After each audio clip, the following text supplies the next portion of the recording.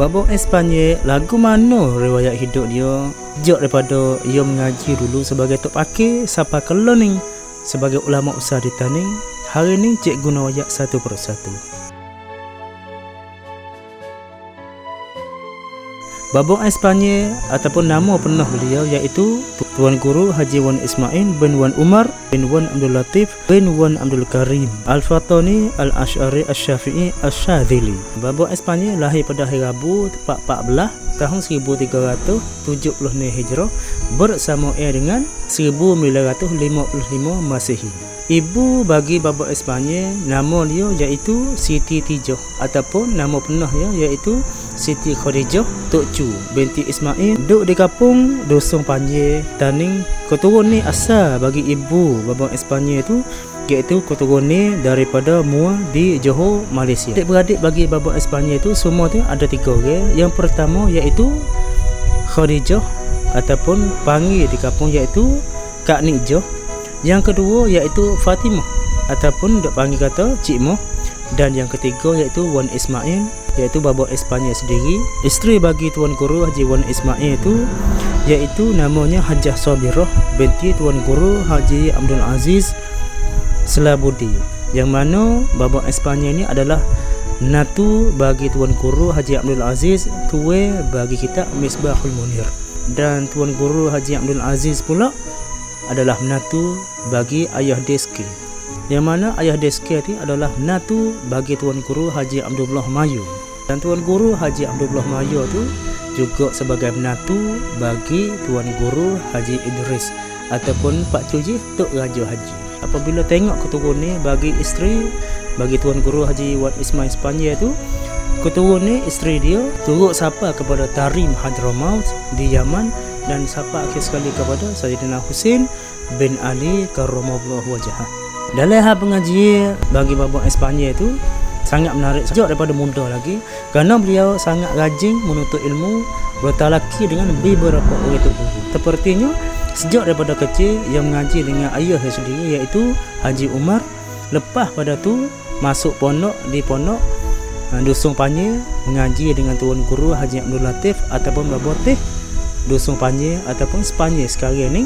Duk ngaji dengan Babotih selamanya ni tahun, berulek-alik di pondok Tok Titi, mengaji dengan Tuan Guru Haji Muhammad Tok Titi pada waktu maghrib.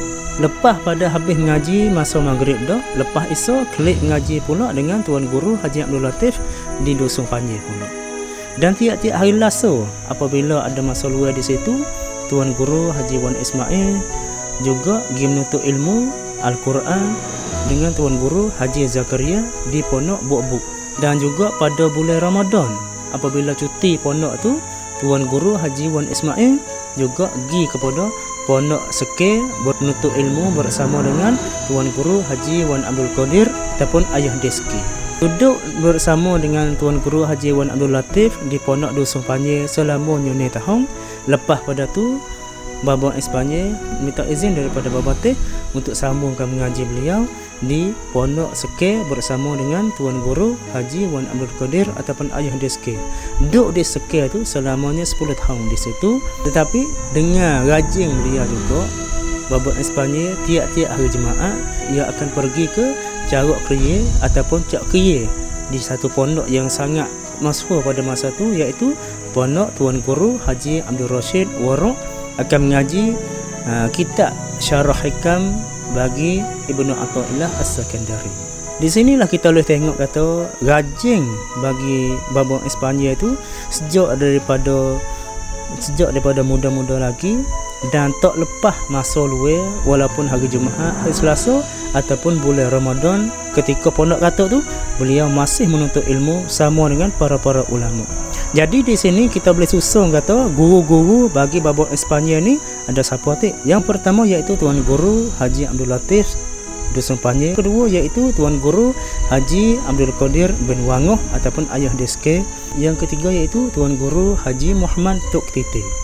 Keempat iaitu Tuan Guru Zakaria Buk-Buk ataupun Kholiyah. Yang kelima Tuan Guru Haji Husain Cengah Tok Titi. Dan lepas daripada tu Bapa Espanyol ada masa pergi ke Makkahul Mukarramah, duduk di Mekah selamanya 7 bulan, bertalaki bersama dengan ulama-ulama yang besar sepertinya Sayyid Muhammad Alawi Al-Maliki.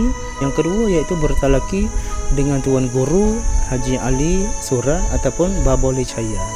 Lepas pada tu Bapa Espanyol mulai buka pondok, iaitu buka pondok yang pertama di Kampung Kubai Ike di Naga pada bulan Rabiul Awal tahun 1409 bersama dengan 1988 Masihi. Kemudian pula duduk di situ selamanya 10 tahun, pindah kepada Taning pula di kampung asal beliau iaitu di Sepanyol, di kawasan letak pondok learning ni iaitu di kampung Pagar Tok Roh ataupun nama penuh iaitu Pagar Tok Soroh.